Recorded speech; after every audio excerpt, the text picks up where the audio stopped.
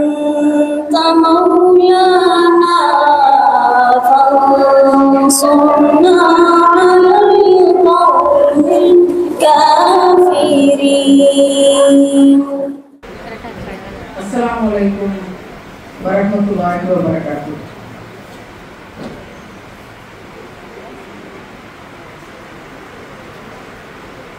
காடு, மலை, ஏரி, குளம், ஒத்தையடி பாதை, முள்ளுக்காடு எல்லாம் தாண்டி இந்த கிராமத்துக்கு வந்து சேரக்கூடிய பாக்கியத்தை இறைவன். நான் பேச்சை தொடங்கும் போது எதற்காக ஒத்தையடி பாதைங்கிற வார்த்தைகள் வரைக்கும் நான் பயன்படுத்தினேன் அப்படின்னா, அவ்வளவு தூரம் இன்டீரியரா உள்மூடி இருக்கக்கூடிய ஒரு சின்ன பகுதிக்குள்ள பெண்களுக்கான அவங்களுக்கு படிக்கிறதா இருக்கட்டும், அவங்களுக்குரிய திருமணத்திற்கான இடமா இருக்கட்டும், அவங்களுக்குரிய சிறப்பு தொழுகைக்கான இடங்களாக இருக்கட்டும், பெண்களுக்கான அப்படிங்கிற ஒரு விஷயத்தை இந்த ஊர்ல செஞ்சிருக்காங்க அப்படிங்கிறது ஒரு அழகிய முன் உதாரணம். வெளிநாடுகளுக்கெல்லாம் போகும்போது நிறைய இடங்கள்ல, அரபு நாடுகள்ல, மற்ற நாடுகளுக்கெல்லாம் போகும் பொழுது எல்லா பள்ளிவாசல்களிலுமே பெண்களுக்கு என்று தனி பகுதி சிறப்பா இருக்கும். பெண்கள் தொழுகலாம், படிக்கலாம், குர்ஆன் ஓதலாம், வகுப்புகள் சிறப்பா இருக்கும். எல்லா இடங்களிலுமே பெண்களுக்கான சிறப்பு இடங்கள் தனியாக ஏதோ கடமைக்கு கொடுப்போம் இல்ல, மிக சிறப்பாக தூய்மையாக அவங்களுக்கான கழிப்பறை வசதிகள் உட்பட அவ்வளவு தூய்மையா இருக்கும். ஒளி செய்யற இடங்கள் உட்பட. அப்ப நான் ரொம்ப ஏக்கப்பட்டு துவா செஞ்சிருக்கேன் நிறையா. இதெல்லாம் நம்ம ஊர்களுக்கு எப்போ வரும்? பயணம் பண்றோம், போறோம், இடையில தொழுகணும். நமக்கு தொழுகிறதுக்கான இடங்கள் பயணத்துக்கு ஊடாக போகும்போது தொழுகிறதுக்கான இடம் கிடைக்காது. ஏன் மரத்தடியில தொழுகணும், ஏதாவது ஒரு இடத்துல பிளாட்ஃபார்ம்ல அப்படித்தான் இடம் கிடைக்கும். தொழுகைக்கான இடம் என்பது பயண நேரங்களுக்கு ஊடாக இங்க கிடைக்கிறது இல்லை. அப்படி நான் ஒவ்வொரு நாட்டிலையும் பார்த்து துவா செஞ்சது, இன்னைக்கு உங்களுடைய ஊர்ல பூலாங்கால் என்ற இந்த அழகிய கிராமத்துல இறைவன் கபூல் செஞ்சுட்டு இருக்கான். இறைவன் மிகப்பெரியவன். ஒவ்வொரு இடத்திலையும் இந்த மாதிரியான முன்னெடுப்புகள் கொண்டு வரப்படணும். எந்த சமூகம் பெண்களை சமமாக நடத்தி பெண்களுக்கான சமமான விஷயங்களை செஞ்சு தர முடியுதோ அந்த சமூகம் முன்னேறும். எந்த சமூகத்தால அதை செஞ்சு தர முடியலையோ அந்த சமூகம் அப்படித்தான் இருக்கும். அந்த வகையில இன்னைக்கு ஒரு மிக அழகான முன்னெடுப்பு. உங்களை எல்லாம் இந்த இடத்துல வந்து சந்திச்சதுல பெரிய சந்தோஷம்.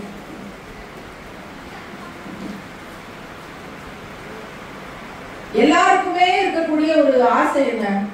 நம்ம எல்லாருக்குமே இருக்கக்கூடிய ஒரே ஆசை,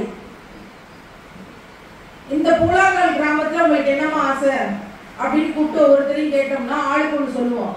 ஆனா எல்லாருக்குமே இருக்கக்கூடிய ஒரே பொதுவான ஆசை என்ன சொல்லுங்க பாப்போம். என்னமா? புரியல. தொழுகை. வேற? தொழுகையின் வழியாக என்ன செய்ய போறீங்க? தொழுகையின் வழியாக என்ன சொல்லுங்க? ஆசை என்ன? சொர்க்கத்துக்கு போகணும். எல்லாருக்கும் தானே ஆசை. எல்லாருக்கும் சொர்க்கத்தை அடையணும். அதுல எந்த மாற்று கருத்து இருக்காது. இல்ல எல்லாரும் சொர்க்கத்துக்கு போறாங்க, அதனால நான் நரகத்துக்கு போறேன்னு யாராவது சொல்ல முடியுமா? இறைவன் பாதுகாக்கணும்.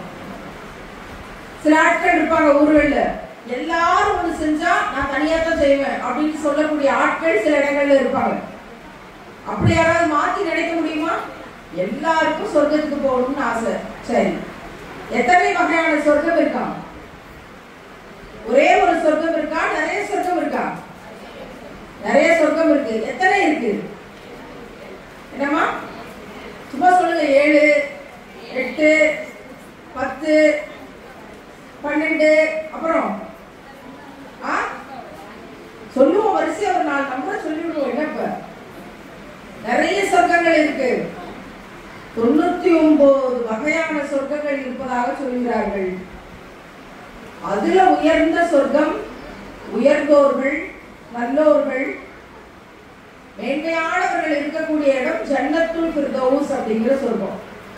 இந்த பூமி எவ்வளவு பெருசோ ஒவ்வொன்றும் அதை விட பெருசு. ஒவ்வொரு சொர்க்கமும் தனித்தனி பூமி மாதிரி தனித்தனியா இருக்கும். எதுக்காக இறைவன் சொர்க்கத்தை ஒரே ஒரு சொர்க்கம் வைக்காம பல சொர்க்கங்களை ஏன் வச்சிருக்கான்? சொர்க்கம் நரக நெருப்புல இருந்து பாதுகாப்பு, ஒரு சொர்க்கத்தை உருவாக்கி விட்டு இருந்திருக்கலாமே. இறைவன் எதற்காக பல படித்தரங்கள்ல சொர்க்கத்தை வச்சிருக்கான் சொல்லுங்க பாப்போம். இப்ப நீ கட்டி இருக்கக்கூடிய தொழுகைக்கான இடம், பிள்ளைகளுடைய கல்விக்கான இடம், அல்லாஹ்வை நெருங்குவதற்கான இடம், இதெல்லாம் சேர்த்து வச்சு சொர்க்கத்துக்கு தான் போறோம். அங்க போகணுங்கிறதுக்கு இங்க வேலை செய்யணும். நம்ம எதுக்காக அல்லாஹ் பல சொர்க்கங்களை வச்சான்? ஏதாவது ஒரு சொர்க்கத்தை உருவாக்கி வச்சுட்டு பேசாம இருக்கலாமே. ஏன்னா யார் யாரு என்னென்ன லெவல்ல நம்ம தியாகம் செய்யறோமோ அந்தந்த லெவலுக்கு தகுந்த மாதிரி நீ 99க்கு போ, நீ 98க்கு போ, நீ 97க்கு போ. கடைசியில நம்பர் 1 ஜன்னத்துல் ஃபிர்தௌஸ். நபிமார்கள் இருப்பாங்க, உயிரையே அல்லாஹ்வோட பாதையில தியாகம் செய்து கொடுத்த சுகதாக்கள் இருப்பாங்க. உயர்ந்தோர்கள் இருக்கக்கூடிய இடம் நம்பர் 1. அவங்களுடைய தியாகத்துக்கு தக்கன, அவங்களுடைய வாழ்க்கைக்கு தக்கன, அவங்களுடைய இபாதத்துக்கு தக்கன ரசூல்லா சொன்ன மாதிரி யார் யாரு எத்தனை பெர்சன்டேஜ் வாழ்ந்தாங்க அதுக்கு தக்க மாதிரி அந்தந்த இடம். எல்லாருக்கும் எந்த இடத்துக்கு போகணும்னு இப்ப ஆசையா இருக்கும்? ஜன்னத்துல் ஃபிர்தௌஸ்க்கு போகணும்னு ஆசையா இருக்குல்ல. முதல்ல ஒரு கேள்வி கேட்டோம், எல்லாருக்கும் ஒரே ஆசை என்ன? சொர்க்கத்துக்கு போகணும். சொர்க்கத்துல 99 இடம் இருக்கு, அதுல நம்பர் 1 ஜன்னத்துல் ஃபிர்தௌஸ். இப்ப எங்க போகணும்? ஜன்னத்துல் ஃபிர்தௌஸ்க்கு போகணும். ஜன்னத்துல் ஃபிர்தௌஸ்க்கு போகணும்னா என்னங்க செய்யணும்? இப்ப அதுதான் நம்ம தெரிஞ்சுக்கிற வேண்டியது, அதுதான் நம்ம ஃபாலோ பண்ணிக்கிற வேண்டியது. ஆனா பெரிய ட்விஸ்ட் என்ன, பெரிய ஒரு விஷயம், சிக்கல் என்ன அப்படின்னா, நம்முடைய தலைவர், நம் உயிரிலும் மேலான உத்தம நபிகள் நாயகம் ஸல்லல்லாஹு அலைஹி வஸல்லம் அவர்கள் விண்வெளி பயணம் போனாங்களாம். மிஹராஜ்னு சொல்லுவாங்க. விண்வெளி பயணம் போனாங்களாம். அப்படி விண்வெளி பயணம் போன போது சொர்க்கத்தையும் காமிச்சு நரகத்தையும் காமிச்சாங்களாம். நரகத்தில் அதிக எண்ணிக்கையில யார் இருந்தாங்களா தெரியுமா? ஆண்களா பெண்களா? பெண்கள். என்னங்க அநியாயமா இருக்கு. கஷ்டப்படுறது நம்ம, வாக்கப்படுறது நம்ம, வரதட்சணை கொடுக்கறது நம்ம, பிள்ளைகளை சுமந்து பெக்கிறது நம்ம, அதுக்கு பால் ஊட்டி சீராட்டி வளர்க்கறது நம்ம தான். அப்பப்ப அடி வாங்கணும், உத வாங்கணும், மிதி வாங்கணும். இதுல குலா தலாக்லாம் இருக்குது, எவ்வளவோ சிரமங்கள். இளம் விதவைகள் ஆகிறதுக்கு நிறைய வாய்ப்பு இருக்கு. எல்லா சிரமத்தையும் சகிச்சு குடும்பத்தை காப்பாற்றி வீட்டு வேலை செஞ்சாலும் பிள்ளைகளை படிக்க வைக்கணும்ன்ற எவ்வளவோ பெண்ணிடம் பாடுபட்டு கொண்டிருக்கும் போது நரகத்துல அதிக எண்ணிக்கையில பெண்கள் இருப்பாங்களா? அது என்னங்க? உடனே ரசூலாட்ட கேட்டாங்க அங்க இருந்த பெண்கள்லாம், நாங்க நரக நெருப்புல இருந்து எங்களை பாதுகாத்துக்கிறோம் அப்படின்னா நாங்க என்ன செய்யணும்? நாங்க என்ன செய்யணும்?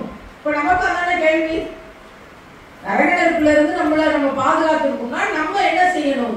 அதேதான் அன்னைக்கு பெண்கள் ரசூலாட்ட கேட்டாங்க. அவங்க சொன்ன பதில், நிறைய தான தர்மம் செய்யுங்கள். ஒரே பதில சொல்லி முடிச்சிட்டாங்க. பொய் பேசாத, புறம் பேசாத, அடுத்த ஆட்கள் இங்க இல்லாதப்ப அவங்களை பத்தி பேசாத, வட்டி வாங்காத, வட்டி கொடுக்காத, வட்டிக்கு கணக்கு எழுதாத, வட்டிக்கு சாட்சி சொல்லாத, வரதட்சணைங்கிற பேர்ல நகையை போட்டு கல்யாணம் பண்ணாத, ஸ்டேட்டஸ்க்காக வாழாத, 4 பேர் என்ன சொல்லுவாங்கிற கௌரவத்துக்காக வாழாத, கொலை செய்யாத, திருடாத, அடுத்தவன் சொத்துக்கு ஆசைப்படாத, பேரு புகழ் பெருமைன்னு ஒண்ணு இருக்கும், அதையெல்லாம் தலைக்கு ஏத்திராத, இதெல்லாம் விஷயமும் இருக்கு. ஆனா ஒன்னே ஒண்ணுதான் சொன்னாங்க. என்ன சொன்னாங்க? நிறைய தான தர்மம் செய்யுங்கள். ஏன் நிறைய தான தர்மம் செய்யுங்கள்னு சொன்னாங்க? நிறைய தான தர்மங்கள் செய்யும் போது, ஏழைகளுக்காக கொடுக்கணும்னு நினைக்கும் போது, நம்மளை விட கஷ்டப்படுறவங்களுக்கு கொடுக்கணும்னு நினைக்கும் போது நம்முடைய உள்ளம் விசாலப்படும். சுருங்கி இருக்கிற உள்ளம் என்ன ஆகும்னா கருணை நிறைஞ்சு நிறைஞ்சு நிறைஞ்சு விசாலப்படும். ஒரு பலூன் இருக்கு, அதுல காத்து ஊத ஊத எப்படி பலூன் பெருசாகும், அது மாதிரி ஏழைகளுக்கு கொடுக்கணும். அல்லாஹ் சொல்லிட்டான், ரசூலுல்லாஹ் சொல்லியிருக்காங்க, தான தர்மம் செய்யணும், ஏழைகளுக்கு சாப்பாடு கொடுக்கணும் அப்படிங்கிற விஷயத்தை நம்ம செய்ய செய்ய செய்ய நம்முடைய உள்ளமும் கருணையால் நிறைஞ்சு நிறைஞ்சு நிறைஞ்சு விரிஞ்சு விரிஞ்சு விசாலப்படும். அப்படி உள்ளம் விசாலப்பட்டா மட்டும்தான் அல்லாஹ்ங்கிற பேராற்றலை நம்மளால உணர முடியும், உள்வாங்க முடியும். உள்ளம் விசாலப்படாம உள்ளத்தை சுருக்கி வச்சுக்கிட்டு நீங்க தலைகீழா உருண்டு பிறண்டாலும் அல்லாஹ்வை உணர முடியாது. அப்ப உள்ளம் விசாலப்படணும். எடுத்தோட என்ன சொல்லி கொடுத்தாங்க? தான தர்மம் செய்யுங்கள். தான தர்மம் நிறைய செய்யும் போது பொய் பேசுறது குறையும். தான தர்மம் நிறைய செய்யும் போது புறம் பேசுறது குறையும். தான தர்மம் நிறைய செய்யும் போது கஞ்சத்தனம் குறையும். தான தர்மம் நிறைய செய்யும் போது சோம்பேறித்தனம் குறையும். தான தர்மம் நிறைய செய்யும் போது மற்றவங்களை பத்தி இல்லாத பொல்லாத அவதூறு பேசுறது குறையும். தான தர்மங்கள் நிறைய செய்யும் போது கொலாயடி சண்டை குறையும். தான தர்மங்கள் நிறைய செய்யும் போது உங்களுடைய வீட்டுக்குள்ள நடக்கிற பிரச்சனைகள் குறையும். அப்ப என்ன ஆகும்? உள்ளம் விசாலப்படும், கருணை நிறையும். தானாகவே நம்ம வாழ்க்கையில தூய்மை அடையக்கூடிய விஷயம் நடக்கும். அதனால சொன்னாங்க தான தர்மம் செய்யுங்கள். அந்த ஃபார்முலாக்குள்ள அவ்வளவு விஷயம் இருக்கு. இப்ப நாங்க குர்ஆனை படிச்சுட்டு ஏழைகளுக்கு உணவு கொடுத்தாயா, உணவு கொடுக்க சொல்லி தூண்டினாயா அப்படிங்கிற விஷயத்தை படிச்சுட்டு நரகத்தில இருந்து பாதுகாத்துக்கணும்னா ஏழைகளுக்கு உணவு கொடுக்கணும்.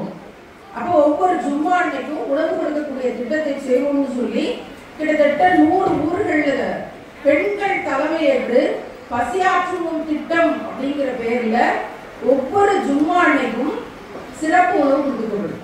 பிரியாணி, நெய்ச்சோறு. 5 ஏழைகளுக்கு கொடுங்க. முதல்ல பெண்கள் 5 பேர் சேருங்க, 50 ரூபாய் போடுங்க, 5 ஏழைகளுக்கு உணவு கொடுங்க. பிறகு தொடர்ந்து அதிக எண்ணிக்கையில உணவு கொடுக்கக்கூடிய விஷயத்தை நம்ம அதிகப்படுத்திக்கலாம்.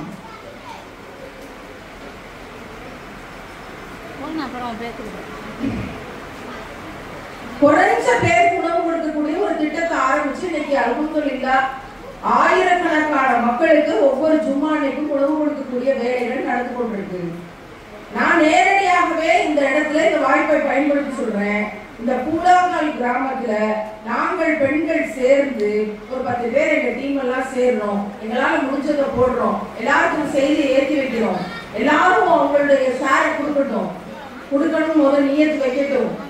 நாங்க ஏழைகளுக்கு உணவு கொடுக்கிற பணியை தொடங்கணும் இன்ஷா அல்லாஹ் அப்படின்னு நாங்கள் இந்த உணவு கொடுக்கிற பணியில இந்த 100 பேரோட நாங்களும் சேர்ந்துக்கிறோம். 100 ஊர்களோட நாங்களும் சேர்ந்து வேலை செய்யறோம் அப்படின்னு நினைக்கக்கூடிய பெண்கள் யாராவது இருந்தால் கைதுவாங்க.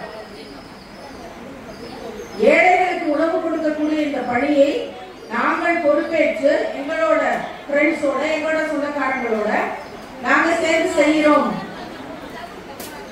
யாருமா கை கொடுக்கமா? பின்னாடி ஒருத்தவங்க 2 3 4 5 6 7 8 9 10 11 12 13 பேர் 14. அப்புறம் என்ன மத்தவங்க கையில கேமரா டீம் இருக்கா? 15 16 17 கை கீழே போட்டுக்காங்க. அல்ஹம்துலில்லாஹ் ஒரு 20 பேர் கை தூக்கிருக்கீங்க. நான் இப்ப இந்த பேச்சை முடிக்கும் போது உங்களை கூப்பிட்டு உங்களோட வாட்ஸ்அப் நம்பரை வாங்கி அதுக்கு ஒரு தலைமையை தேர்ந்தெடுத்து சிறப்பாக செய்யுங்க அப்படின்னு ஒப்படைச்சிட்டு போகக்கூடிய ஒரு வேலையை செய்யும். அல்ஹம்துலில்லாஹ் இந்த ஊர் முழுக்க இஸ்லாமியர்கள் தான் இருக்காங்க அப்படின்னு சொல்றாங்க. எவ்வளவு அழகான விஷயம் தெரியுமா? எவ்வளவு ஒரு ஆசீர்வதிக்கப்பட்ட பொழுதுகள் தெரியுமா? எல்லாரும் ஒரே எண்ணத்தோட, எல்லாரும் ஒரே லட்சியத்தோட, எல்லாரும் ஒரே கொள்கையோட. என்ன லட்சியம் எல்லாருக்கும்? எல்லாருக்கும் என்ன லட்சியம்? ஜன்னத்துல் ஃபிர்தௌஸ் அடையணும்ங்கிற லட்சியம். இப்பதானே சொன்னீங்க. நீங்க வாட்டுக்கு பேசுங்க. எங்களுக்கு டீ வடையை கொடுத்து முடிக்கணும், எங்க கடமையை நாங்க முடிக்கணும், பிறகு சும்மாக்கு போயிடணும்.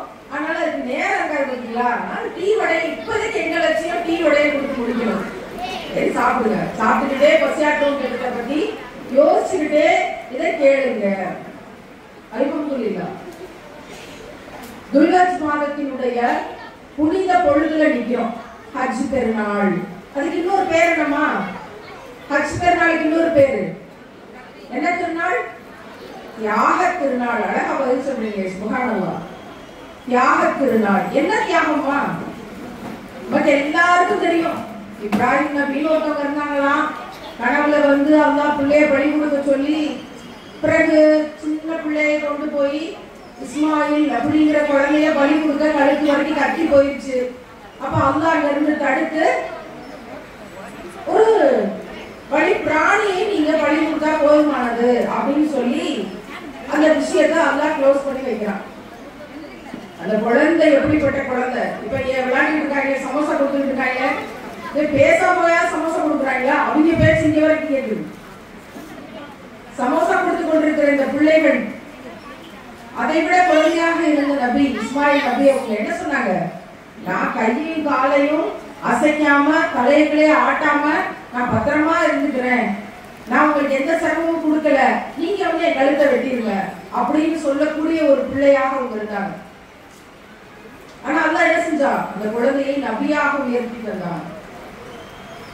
நம்ம வீட்டு பிள்ளைகள் யாரையாவது அல்லாஹ் கனவுல வந்து சொல்லியிருக்கிறான், நான் புலாம்பாடியில இருந்து கொண்டு போய் சாயல்குடி பஸ் ஸ்டாண்ட்ல விட்டு வந்துடுவேன், நீ வீட்டு பக்கம் வரக்கூடாது, அல்லாஹ் சொல்லிட்டேன், நான் என்னப்பா செய்ய முடியும் அப்படின்ட்டு திரும்பி பார்க்காம வந்துடுவேன், அம்மா கூட வரக்கூடாது என்ன அப்படின்னு நம்ம வீட்டு பிள்ளைகளை யாரையாவது கொண்டு போய் சாயல்குடியில விட்டுட்டு ஒரு ரூம் வைங்களேன் அப்படின்னு நம்ம சொல்றோம்னு வைங்க, என்ன சொல்லுவாங்க? சரிம்மா அல்லாஹ் சொல்லிட்டான்னு சொல்றீங்க, கண்டிப்பா நான் இங்கே இருந்துக்கிறேன், நான் வரமாட்டேன், நான் திரும்பி கூட உங்களை பார்க்க மாட்டேன் அப்படின்னு சொல்லுவாங்க நினைக்கிறீங்களா? இன்னைக்கு போகும்போது அந்த கையில இருக்க போனையும் பாஸ்வேர்டையும் மட்டும் சொல்லிட்டு போயிரு. ஏன்னா இப்படி சொல்றதுதான் வாய்ப்பு அதிகம். ஆனால் தியாக திருநாளினுடைய செய்தி நமக்கு சொல்லக்கூடியது என்னன்னா, நிறைய தியாகம் செய்யுங்கள்,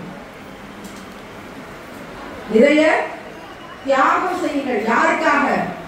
ஏழைகளுக்காக, அனாதைகளுக்காக, சிறைப்பட்டோருக்காக. இந்த சமூகத்துல இவங்க எல்லாம் இருக்காங்களே, அனாதைகள் இருக்காங்களே, தாய் தகப்பன் இல்லாம, ஏழைகள் இருக்காங்களே, 3 வேளை சாப்பாடு சாப்பிட முடியாம, சிறைப்பட்டோர் இருக்கிறாங்களே எவ்வளவோ பேரு கைதிகளாக, அவங்க மேல கரிசனம் கொண்டு அவங்களுக்காக தியாகம் செய்யுங்கள். அதுக்காக உங்களுடைய மனசுல இருக்கிற ஆசைகளை கொஞ்சம் தியாகம் செய்யுங்கள். இப்ப எனக்கு வந்து ஆதரவற்ற பெண்களுக்கான ஒரு 4 இல்லங்கள் கட்டணும்னு நியத்து வச்சிருக்கேன். அதற்கான தலைமையிடத்தை கட்டி முடிச்சாச்சு, அல்ஹம்துலில்லாஹ். அதே ஒரு மதரசாகவும் அதுக்கு ஒரு தலைமையிடமாகவும் உருவாக்கி கட்டி முடிச்சிட்டோம், பணிகள் ஆரம்பிச்சிருச்சு. 4 இடத்துல தமிழ்நாட்டுல ஆதரவில்லாமல் இருக்கக்கூடிய பெண்களுக்காக ஒரு இல்லம் கட்டணும்னு நான் நியத்து வைக்கிறேன். என்ன காரணம்னா, ஒரு பிள்ளை வந்து சொல்றா, என் உடம்புல அவர் அடிக்காத இடமே இல்லை, உடம்பு முழுக்க அடி,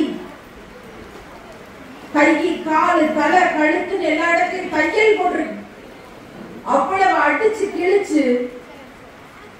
இங்க இருக்க பெண்கள் எல்லாரும் சேர்ந்து சொல்ல முடியுமா?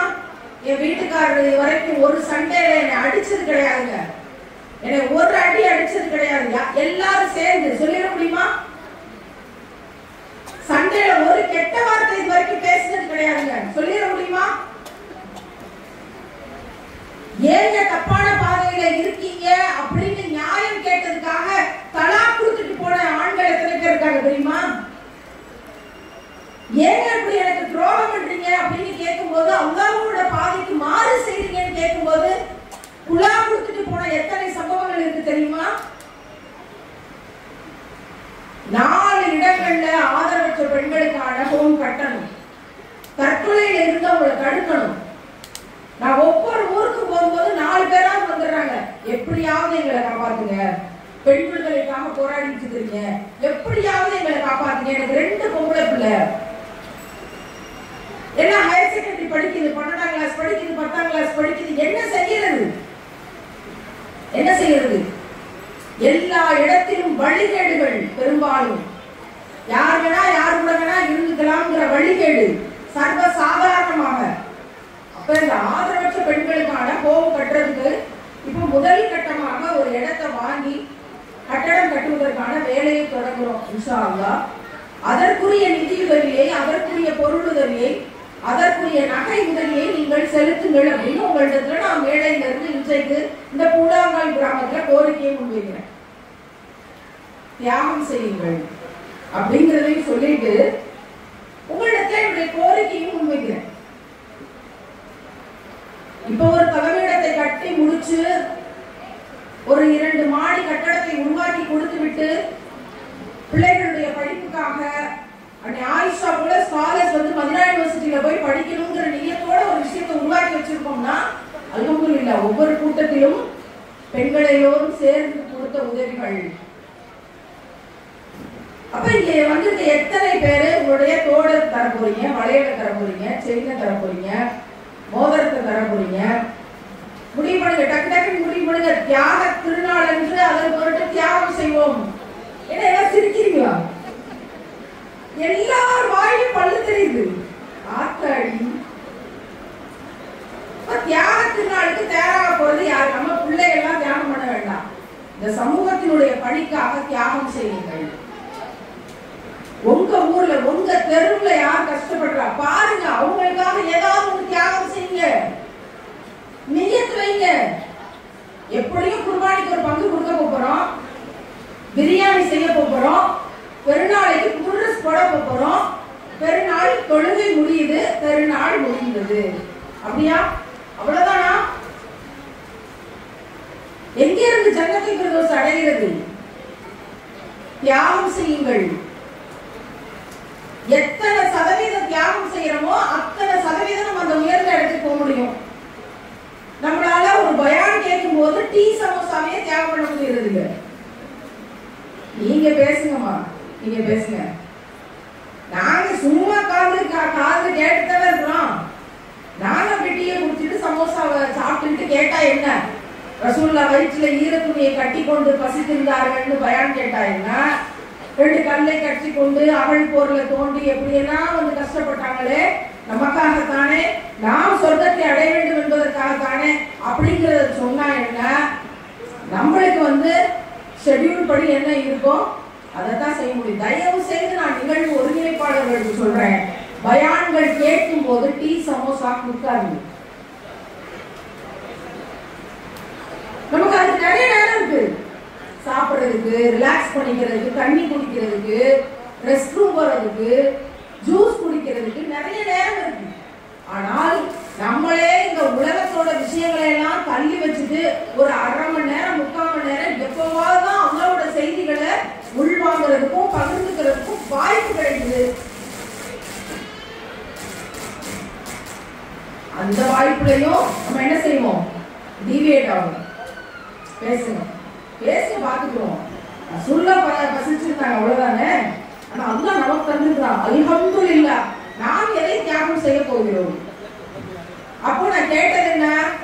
நீங்க உங்களுடைய நகைகளை தியாகம் செய்யுங்கள், உங்களுடைய பணத்தை தியாகம் செய்யுங்க, உங்களுடைய சொத்துக்களை தியாகம் செய்யுங்க, வக்ஃப் செய்யுங்க, அடுத்த தலைமுறைக்கு நிறைய வக்ஃப் செய்யுங்க. நானே ஏழையா தான் இருக்கேன், பரவாயில்ல, இருக்கிறதுல கொடுங்க. எதுவுமே என்கிட்ட இல்ல, துவா செய்யுங்க. ஏன் சொல்றேன் அப்படின்னா, தியாகம் செய்யறதெல்லாம் கேட்கறதுக்கு நல்லா இருக்குங்க, சொல்றதுக்கு நல்லா இருக்குங்க, செய்யறதுக்கு வரும்போது. நான் 3 ஆண்டுகளுக்கு முன்னாடி அஷ்ஹது அன் லா இலாஹ இல்லல்லாஹ் அஷ்ஹது அன்ன முஹம்மது ரசூலுல்லாஹ் அப்படின்னு சொல்லி அல்லாஹ்வின் ரசூலை ஏற்றுக்கொண்டு கலிமா சொல்லி காபத்துல்லாஹ்ல வச்சு அல்ஹம்துலில்லாஹ் மறக்க முடியாத வரலாறு அதெல்லாம். இப்பதான் 3 வருஷத்துக்கு முன்னாடி இஸ்லாத்தை ஏற்கக்கூடிய பாக்கியத்தை இறைவன் தந்தான். என்றைக்கு நான் இஸ்லாத்துக்குள்ள வரணும்னு முடிவு பண்ணணும், ஷஹாதா சொல்றதுக்கு முன்னாடியே என்னுடைய தங்க நகைகளை ஏழை பிள்ளைகளின் படிப்புக்குன்னு கொடுத்துட்டு, எப்போ இந்த பர்தாவும் இந்த மக்னாவும் எனக்கு கிடைச்சதோ அப்பத்துல இருந்து எனக்கு எந்த தங்க நகையும் தேவைப்படல. இப்ப நான் என்ன தோடு போட்டிருக்கேன் உங்களுக்கு தெரியுமா? என்ன செயின், என்ன வளையல், என்ன மோதிரம், இன்னும் ஒட்டியானதுக்கு தான் பெண்கள் பெருசா ஆசைப்படுறது இல்லை. ஏன்னா அப்பப்ப இடுப்பு சைஸ் மாறிட்டே இருக்கும். அதனால ஒட்டியானத்துல பல சிக்கல்கள், அதனால அதுக்கு ஆசைப்பட்டு கேட்கறது. மற்றபடி இங்க இருந்து கனெக்ஷன் போட்டு எல்லா விரலுக்கும் பைபாஸ்ல செயின் போகும்.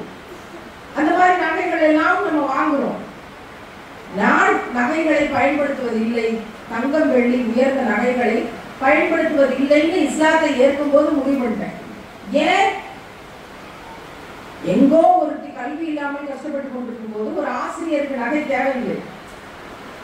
அன்புமகள் அனிதா டாக்டராக முடியல, 1176 மார்க் வாங்கிட்டு தற்கொலை முடிவுக்கு போன போது நான் என்னுடைய ஆசிரியர் பணியை ராஜினாமா பண்ணேன். மாசம் 1 லட்சம் ரூபாய் சம்பளம்.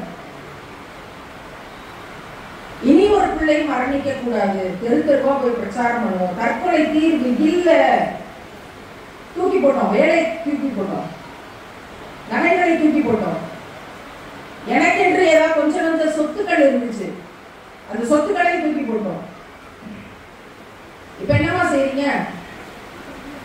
என் உயிர் இருக்கும் வரை, நான் மரணிக்கும் கடைசி நொடி வரை, நான் உயிரினும் மேலாக நேசிக்கும் உத்தம நபிகள் நாயகம் ஸல்லல்லாஹு அலைஹி வஸல்லம் அவர்கள் எதை சொன்னார்களோ அந்த செய்திகளை, பெண் விடுதலைக்கு இதுதான் வழி என்ற நபிகளாரின் செய்திகளை ஊராக சென்று பேசிக் கொண்டிருக்கிறேன். அதற்காக வேலை செய்து கொண்டிருக்கிறேன். பேசுறது ஒரு விஷயமா? கடந்த ரமலானுக்கு 30 பேரை வட்டியிலிருந்து மீட்டெடுக்கக்கூடிய திட்டம் உண்டு. 30 பேர் 30 லட்சம் ரூபாயை வட்டி கடன்ல இருந்து மீட்டெடுக்கக்கூடிய 11 பேருக்கு உதவிகளை செய்து அவங்களோட வட்டி கடன்ல இருந்து அவங்களை மீட்டெடுத்தோம். அல்ஹம்துலில்லாஹ். 5 பேருக்கு குடிசை வீடை கல்வீடாக மாற்றி கொடுத்தோம். இந்த ரமலானுக்கு செஞ்ச வேலைகளை சொல்றேன். சகர் இஃப்தாருக்கு 100 பேருக்கு தொடர்ந்து உணவு கொடுத்தோம், சிறப்பு உணவு கொடுத்தோம். நான் சொல்றது ஒரு ஊர்ல, இது மாதிரி 70 ஊர்கள்ல தொடர்ந்து வேலைகள் நடந்துச்சு. பசியாட்டோம் வழியாக என்னை அறிமுகம் செய்யும் போது இங்க சொன்னாங்க சமூக ஊடக பேச்சாளர். நான் சமூக ஊடக பேச்சாளர்லாம் கிடையாது, சமூக செயல்பாட்டாளர். இந்த சமூகத்துல பெண்களுடைய விடுதலைக்காக செயல்பட்டு கொண்டு, போராடி கொண்டு, அதற்காக பல வழக்குகளை வாங்கி கொண்டு, அதற்காக பல விஷயங்கள் முடக்கப்பட்டு, அதற்காக பல நோவினைகளை சந்திச்சு, பல அரெஸ்ட், பல கைதுகள், பல போராட்டங்கள், சமூக போராளியாக, சமூக செயல்பாட்டாளராக, சமூக சீர்திருத்தவாதியாக உத்தம நபிகள் நாயகம் ஸல்லல்லாஹு அலைஹி வஸல்லம் அவர்களின் வழியில நின்று செயல்பற்றணுமே அப்படிங்கிற ஒரு போராட்டத்தினுடைய அடிப்படையில ஓடிக்கொண்டிருக்கக்கூடிய வேலையாட்கள் நம்ம அல்லாஹ்வின் அடிமைகள். சமூக ஊடகத்துல யாருதான் பேசல, பேஸ்புக்ல யார் பேசல, வாட்ஸ்அப்ல யார் பேசல, இன்ஸ்டாகிராம்ல யார் பேசல, ஷேர் சாட்ல யார் பேசல, சமூக ஊடகத்துல யூடியூப்கள்ல யாருதான் பேசல? எல்லாரும் தான் பேசுறோம், காலம் காலமாக பேசுகிறோம். காதுல சின்ன வயசுல இருந்து பிறந்ததுல இருந்து பயம் கேட்குது, யாருதான் பேசல? இங்க இருக்க அத்தனை பேரும் இந்த கிராமத்துல என் வீட்டுக்காரங்க அடிச்சது கிடையாதுன்னு எஸ்ஏன்னு சொல்ல முடியுமா? சண்டை வராதுங்க, கெட்ட வார்த்தையில எங்க காது கேட்டதே கிடையாதுன்னு சொல்ல முடியுமா? என்ன செய்யறது? எல்லாரும் சேர்ந்து சொல்லுங்க, நாங்க யாருமே வட்டிக்கு கடன் வாங்கல, வட்டி கடன் இல்லைன்னு சொல்ல முடியுமா? சொல்லுங்க. வட்டி வாங்கினவன், வட்டி கொடுத்தவன், கணக்கு எழுதினவன், சாட்சிக்கு வந்து சொன்னவன், அத்தனை பேருக்கு நரகத்துல ஒரே தண்டனை. நான் ஏழை, எனக்கு கஷ்டமா இருக்கு, நான் கையேந்தி வட்டிக்கு காசு வாங்கிட்டேன், நரகம். யாரு கையேந்தி எனக்கு கஷ்டமா இருக்குது, பிள்ளைக்கு உடம்பு சரியில்லை, வீட்டுக்காரருக்கு உடம்பு சரியில்லை, என் பிள்ளைய படிக்க வைக்கணும், வீடு கட்டணும், நோய்வாய்ப்பட்டு கிடக்கிறவங்க யாரு கையேந்தி காசு வாங்குறாங்களோ அது எவ்வளவு பெரிய குற்றத்துக்கு சமம் தெரியுமா? பெற்றெடுத்த தாயோடு புணர்ந்ததற்கு சமம், முதல் உறவு கொண்டதற்கு சமம். ஆணாக இருந்து கையேந்தி காசு வாங்கியிருந்தா தாயோடு உறவு கொண்டதற்கு சமம். ஒரு பெண் சுய உதவி குழுவையும் அங்கேயும் இங்கேயும் போய் கையேந்தி வட்டிக்கு காசு வாங்கினாள்னா தந்தையோடு உறவு கொண்டதற்கு சமம். எவ்வளவு மோசமான குற்றமாக இருந்தால் இப்படி ஒரு ஒப்பீட்டுக்கு இந்த வட்டி கடன் சொல்லப்பட்டிருக்கும்.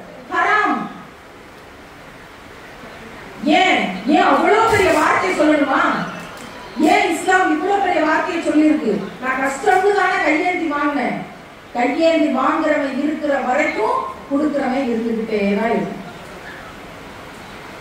நரகத்திலிருந்து பாதுகாத்துக் கொள்வதற்கு நிறைய தான தர்மம் செய்யுங்கன்னு ரசூலுல்லாஹ் ஒரு ஃபார்முலா கொடுத்தாங்களே, அல்லாஹ்ட்ட வாங்கி அந்த ஃபார்முலாவை உடைச்சு நொறுக்கி செதச்சு குப்பையில தூக்கி போடுற விஷயம் வட்டி. அப்படின்னா அந்த வட்டியை நாம் வாங்கலாமா? வட்டியை வாங்கலாமா? இவ்வளவு பெரிய ஹராமான சுமையை தலையில வச்சுக்கிட்டு அல்லாஹ்வுக்கும் நமக்கும் நடுவில் ஒரு திரை இருக்கும். வட்டி கடன் வாங்கணும்னா அல்லாஹ்வோட எந்த உதவியும் நமக்கு வராது. ஏன்? அல்லாஹ்வோட பேச்ச கேட்கல. கல்யாணத்துக்கு என்ன சட்டம் நமக்கு? மஹர் அப்படிங்கிற சட்டம், அப்படிதானே? மஹர்னா என்ன அர்த்தம்? கல்யாணம் முடிக்கும் போது மாப்பிள்ளை தான் வந்து பொண்ணு கேட்கறத என்ன கேட்கிறாங்களோ அதை கொடுத்து கட்டணும், அப்படிதானே? அப்ப பொண்ணு போடலாமா? பொண்ணு கொடுக்கலாமா? பொண்ணு வீட்டுல இருந்து நகை கொண்டு போலாமா? பொண்ணு வீட்டுல இருந்து வீடு கட்டி கொடுக்கலாமா? பொண்ணு வீட்டுல இருந்து 2 வீலர் வாங்கி தரலாமா? பொண்ணு வீட்டுல இருந்து இதையும் அதையும் சாமான் செட்டுன்னு ஃப்ரிட்ஜ், வாஷிங் மிஷின், டிவி இதெல்லாம் வாங்கி தரலாமா? சொல்ல என்ன சொன்னாங்க? மகர்னா மாப்பிள்ளை தான் கொடுத்து கட்டணும்னு சொல்லிட்டாங்க, அவ்வளவுதானே? பொண்ணு கொடுக்கலாமா? இதுதான வெளியில வரதட்சணை இருக்கு மற்ற சமூகங்கள்ல. முஸ்லீம் அப்படின்னாலே மஹர் அப்படிங்கிற அருமையான அழகான ஃபார்முலா. அதை நம்ம பல இடத்துல உடைச்சிட்டோம். வட்டி அதை பல இடத்துல உடைச்சிட்டோம். இவற்றையெல்லாம் நாம் என்னைக்கு தியாகம் செய்யறோமோ அன்னைக்கு தியாகத்தினால் நமக்கு எல்லா பலன்களையும் கொடுக்கும். சுப்ஹானல்லாஹ். அன்றைக்கு நம்முடைய தொழுகை நமக்கு எல்லா பலன்களையும் கொடுக்கும். சுஜூத்ல ஒவ்வொருத்தரும் கேட்க வேண்டியது, வட்டியில் இருந்தும் வரதட்சணையில் இருந்தும் யா அல்லாஹ் எங்களை நீ பாதுகாப்பாயாக, எங்கள் ஊரை பாதுகாப்பாயாக, முஸ்லிம் சமூகங்களை பாதுகாப்பாயாக. ஏன்னா அவ்வளவு கொடுமைகள் இந்த மட்டில இவ்வளவு அருமையான பெண்களுக்கான இந்த மார்க்க பகுதியை அமைத்து கொடுத்ததற்கு அதை யாரெல்லாம் பொறுப்பெடுத்து செஞ்சாங்களோ அவங்க எல்லாருடைய பாவங்களும் மன்னிக்கப்பட்டு மேலான சுவனத்தை தருவதற்கு நாம் அனைவரும் துஆ செய்வோம். இன்ஷா அல்லாஹ் இறைவன் நாடினால் நம்ம மதிய பொழுதில் சந்திப்போம். அஸ்ஸலாமு அலைக்கும் வரஹ்மத்துல்லாஹி வபரகாத்துஹு.